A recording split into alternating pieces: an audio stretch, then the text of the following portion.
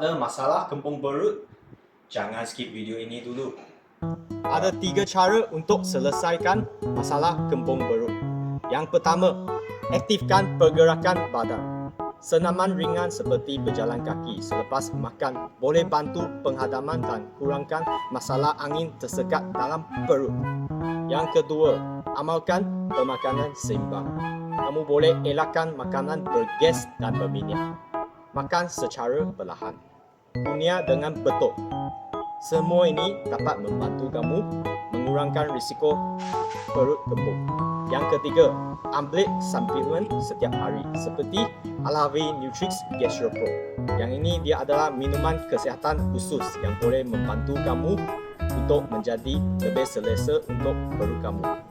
Hanya 1 sachet sahaja setiap hari dan kamu boleh dapatkan keselesaan perut.